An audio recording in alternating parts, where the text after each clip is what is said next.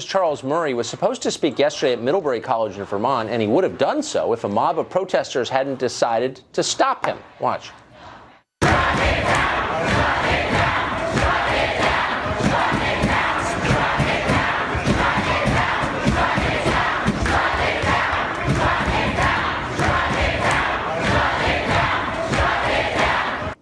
Well, students at the $61,000 per year college called Murray a sexist, anti-gay white supremacist, and otherwise screeched until administrators finally canceled the event because they had to. Protesters later jumped on Murray's car in an attempt to keep him from leaving campus safely. They also injured a professor who was escorting him, forcing her to make a brief stay to the hospital. Well, CAROLYN ROUSE is an anthropology professor at Princeton University. When Murray spoke at Princeton last year, she led students and faculty in a walkout of that event. Professor Rouse joins us now. Professor, thanks for coming on. Thank you. I've read a lot of the criticism of Charles Murray, with whose work I'm pretty familiar, and they don't bear much resemblance to what Charles Murray has actually written. And so I just want you to put a fine point on your complaints about Charles Murray. Why is he beyond the pale? Why should he not be allowed to speak? Well, I'm not sure what you're referring to. What are you referring to in terms of his work? His writing? Well, a couple of things. At Middlebury, he was denounced as anti-gay. He's not in any sense anti-gay that I know of. He was a proponent of gay marriage. He was also denounced by a lot of people, including you, as a purveyor of racial pseudoscience. And whatever you think of his ideas, I don't think anyone would denounce them as pseudoscience, considering the book that you're referring to was written by him and by Dick Herrnstein, a Harvard professor, a real scientist. So I wonder what you're talking about exactly. You mean you think that black people have lower IQs than white people? No, I think that the bulk of Charles Murray's scholarship has nothing to do with race at all. And I'm wondering, to be totally blunt with you, Professor, if you've read his books. Yes. Which ones did you read? The first one I read was Losing Ground in college. Right. Did you read? Okay, I beg your pardon. Go ahead.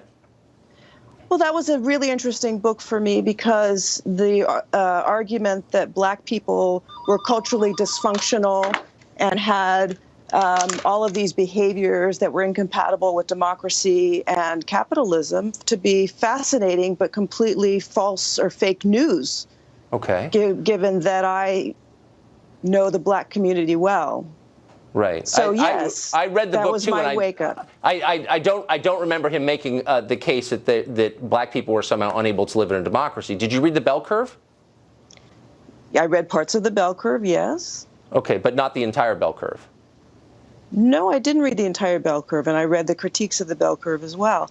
Okay. But are the So Southern Poverty Law Center has a dossier on him. I don't want to debate whether or not he's made claims about the sort of the degeneracy of black people and poor whites.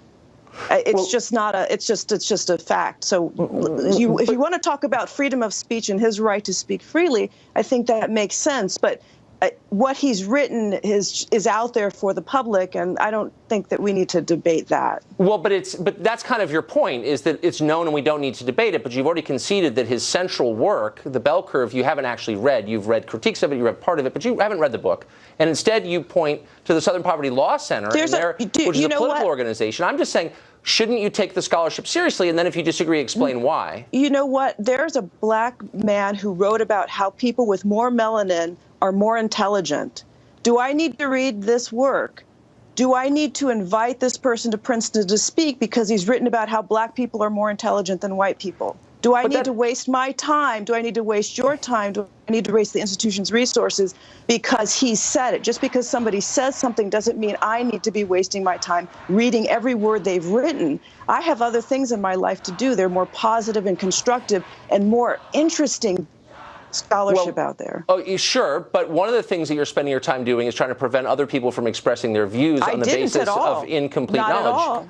We didn't at all. We let him speak. We didn't shout him out. We literally just walked out the door before he spoke. But don't you think, I guess the larger point here, and it seems like it would appeal to you as an academic, is that if you disagree with the point someone is making, you should understand exactly what it is they're saying, because the Bell Curve was not primarily about race at all. Do you know that? And how much you're not energy rebutting. we black scholars and people who worked on African American have had to spend so much time challenging racist scholarship and not enough time doing positive work. At some point, we have to stop paying attention to this. Just because somebody says something and they're wealthy and privileged doesn't mean that we all need to go running and accept it as good scholarship or treat it as legitimate. There's a lot of bad scholarship out there. But his work is bad scholarship. But you don't know what it is because you haven't read it. You haven't read the entire book, which was not about race except for a small section of it. And it was actually an important book. So I would think you'd want to grapple with the ideas in there, but you don't. And I wonder why. Do you know how many important books I bet you haven't read? Many. I'm not weighing in on them in the way that you are. Yes. You're passing judgment on something you don't understand, and that's what bothers me. You said I don't understand it? I do. That's correct. What's the thesis of the bell curve? I do work in biological anthropology. There's absolutely no such thing as degeneracy of a certain population, which he claims based upon poor whites are degenerate, poor black people are degenerate. He has a thesis that these genes are floating in these populations and they're no longer able to take advantage of the freedoms and democracy that we have in this country. And so therefore, you know, having read the book, I think you're grossly mischaracterizing it. Grossly mischaracterizing it, and I'm surprised that if you're claiming you read the whole thing. But let me ask you the free speech part, which you brought up. Do you think that people have a right to say things that you find offensive? Do you agree with the Middlebury protesters? Absolutely. Oh, do I agree with that? Well, those are two different things. Well, if you're supporting shouting someone down, obviously you don't think people have a right to say what they think. We never shouted Charles Murray down. He was allowed to speak. Our protest was about internally. I'm sorry. Right. So Tucker Carlson. Yes, sir. We have a limited pool of resources at Princeton.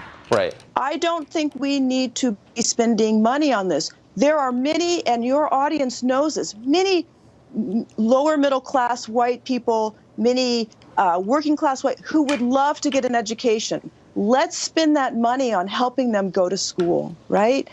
That's what we need to spend that money on, not on constantly sort of giving money and resources to scholars who already we know their scholarship just doesn't pass the medal. So, yeah, by the way, you're overstating the degree which there's a consensus on that. I think a lot of serious people regard Charles Murray as serious. But let's get to the Middlebury protest. Do you think it's okay for people to prevent a speaker from speaking because they disagree with him? No, that's why we didn't do that. Okay. They're allowed to speak, but we do not want our institutional resources going towards, for instance, somebody who claims that people with more melanin are more intelligent. We don't want that kind of stuff in our Charles Murray didn't claim that. He didn't make that claim. No, but there are people who do. That's my point. Okay. His work is as absurd to me as that. Yeah. Well, I would challenge you to read it and then pass an informed judgment on it. I think that might be more effective. We're out of time. Professor, thanks for joining us. Thank you. Earlier this week, Mike Rowe came here and told us this. 5.6 million jobs exist right now as we're talking. 5.6 million jobs, 75% of which don't require a four-year degree. Up next, we'll welcome the founder of an organization that is helping kids skip college and go straight into skilled, maybe even